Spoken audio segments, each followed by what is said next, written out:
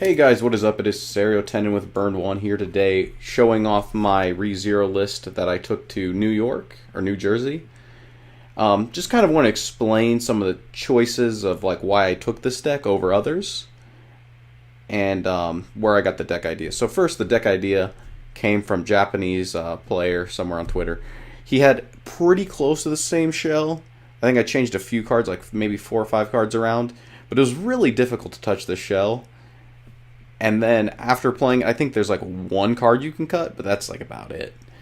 Okay, so first, level 0 lineup is pretty standard for ReZero, except for the 2 stock bombs. We play those because they're the trait that you need on your finisher. And the stock removal is also pretty nice. It helps against like Konosuba denying their Akatsuki's. It stops like their swimsuit megamines. It just stops, general utility by putting in their stock. Only 2 mill runners because I see it more of as like a happy accident to get early and utility to use in the later game more to dodge reverses on against like problematic decks like Bang Dream maybe. This card's just good. We play 4 of this because the revenge trigger is very important given the fact that we're playing level 1 bombs and level 0 bombs. When we crash the bombs, we can pump other cards to make them big enough, like against 2-level player, I opened this in a clean cut, and this, and so like I bombed the clean cut, or I bombed the 4K, and then he had another 4K out, and I pumped the this to 4K, so then I could clean cut this to the back row, and then I sacked him really hard. I also opened this, so then the only thing he had left against the board at level 1 was this single runner, and I'd answered both 4Ks that he assumed that would live. So the 500 power is actually very relevant. Good effect. Only 3 Rickies. Why? I don't see the need for 4. I think the 3's enough that, like, if you don't have the 4th Ricky, like whatever other cards you have in your hand, you're probably not missing the 4th one. And then the Ricky's not really good past level 1 anyway, so I think 3's fine. 3 clean cuts. This card's really good, but once again, it's like you don't always need it, and it's not always useful. And I feel like by the time it is useful, you've usually had enough time to find it. And this card is absolutely busted. It has just top check, put it on back on top, or move it to bottom, and then it can run to stock when your opponent plays a climax. It's great at 3. It's good on first deck because you can scry to hopefully hit brainstorms. It's good in the like mid game after you've hit second deck, and you're like, I don't think I need to brainstorm, but if I triple trigger, like things will go downhill really fast. And then you get to top check, you see a climax, you brainstorm because then you know that you have the gas to get through the rest of the deck. You top check, you see something clean, you're like, yeah, I might double trigger, but it's probably not going to be too bad. And then like in one game, in my final game actually, I had a 3-card deck left with this. And I knew I only had 1 climax left, and I had to sack to like win this game. I top checked with this. I saw a climax move to the bottom, attack twice, pass. So I know that's like a really specific use case, but I'm just saying like this card gives you knowledge and like deck manipulation, which is I think very powerful in this game. 6 hands because you need the trait for Amelia.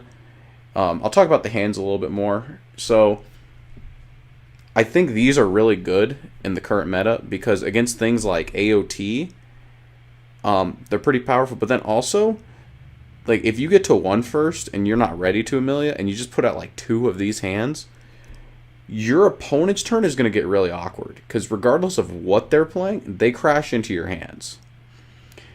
And that just opens up lanes where you get extra soul damage. So it effectively turns your globals, like your books, into 2 souls. And then it's just like you can remove problematic cards like the Kirito Rize I removed. I tri-fielded this against AOT before they hit level 1 to like completely deny Aaron. I use this against Persona build because like normal ReZero can't handle Persona. Because they just field 7/5s and then Amelia's not big enough, and there's nothing you can do until like level 2. Even at level 2, they can sometimes counter over Rem if you don't have the back row support. So this being able to answer Persona's board made the matchup go from like two consistent decks where one just gets to win field for no reason at all to, oh, I'm removing their board every turn and they don't have very good plussing. Like, they don't have very many good ways to plus. So it lets you like run just like roughshod over random garbage wall decks. I will admit though, it sucks against standby. If you think you're gonna have a standby heavy meta, do not play this deck. Level 2, we have this backup original list. I thought it was cool because it bonded to the Betelgeuse. It's a counter to save Rem, and it's has the trait that you need. This counter sucks though. You can drop it. You're usually able to sculpt enough to have like one of these or this, because you can only play one of this down. I mean, like, you might have to play over him again to like top check 3 again to find the shot, but chances are you won't need, like, this one card's not going to be impactful enough. So I think you could cut this for something else if you really felt like it. 2 anti-change counters. It's important to have 2 because you need to be able to present this against decks like Sunshine, against decks like Konosuba, which might try to triple early play you. It's just important to have the presence of the counter more than to actually use the counter. And then at level 3, it's pretty cool because it can deny reverses outside of the general running to stock and running. Bottom deck bomb, we played over the other one because I don't think ReZero has like a stock bomb or anything. If it did, I would probably play that instead. Bottom deck just bottom deck's a little bit worse against something like Sunshine, because then they know the bottom card of their deck is a level 3, and that's kind of rough because then they can just, like, get a free burn 3. It power pumps an Amelia by 1,000, which is almost relevant because you can pump this to be like 8k or something, maybe win 2 lanes this way. This support I play because, I mean, at level 3 we don't care about reverses and we're not doing the double early play strategy, so the only early play we really have is this Rem.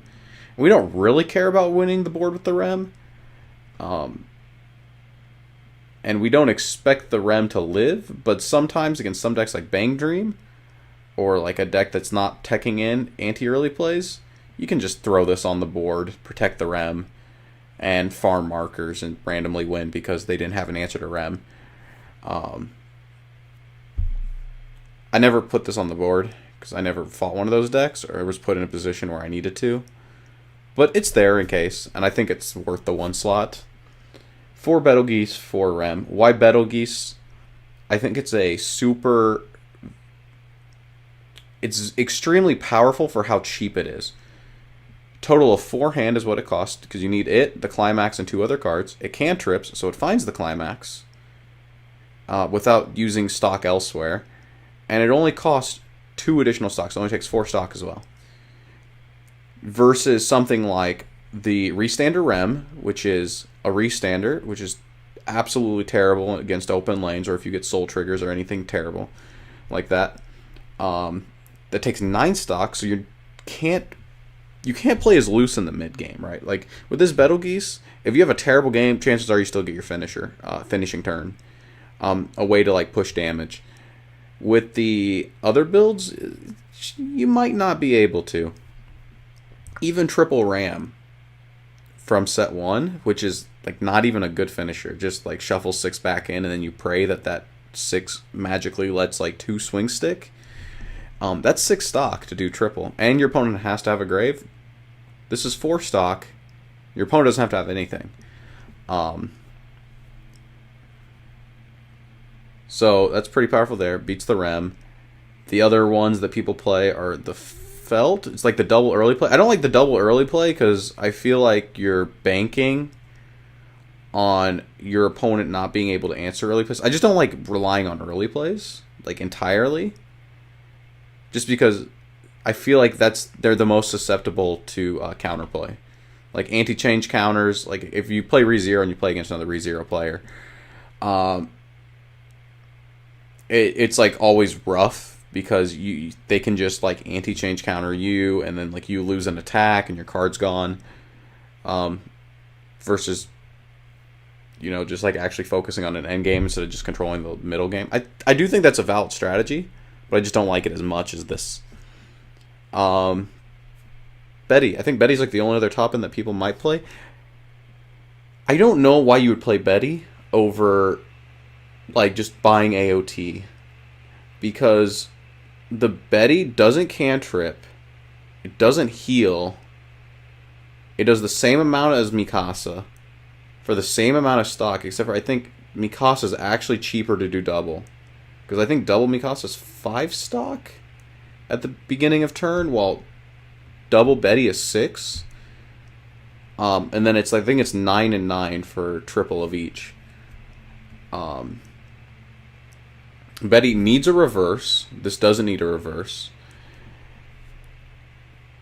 Betty takes so much, but the most important thing is, like I said, the stock cost. You can't play like loose in the like outside of not even being able to find the door half the time when you play the Betty, or the gate. You just like can't play down, like if you have like you get hit to 2 super fast, you can't just like play down like 2 rems in Betty and then expect to have like a decent top end. So I feel like there's always a trade-off with that deck. With every time you play down a rem, like the chances of you having a good top end goes down. While with this deck, your top end is gonna happen pretty much. There was actually one game where I didn't have enough stock for the top end, but chances are you have enough stock and hand to actually perform this top end. So I think it's like just super good for consistency. Like in a long tournament, like this was 10 rounds. This was 10 rounds. I always, if I needed Betelgeuse, I almost always got him off. Except for one game, but that game was like I was eating a level a turn, so that was pretty rough. But yeah, that's the ReZero deck. I think this is like a solid alternative. It's a little bit different than what most people play. Let me know what you guys think. And until next time, this is Serotonin signing out. Before you go, make sure to like and subscribe to our channel if you do enjoy our content, as it does help us grow. And check out some of these social media links below.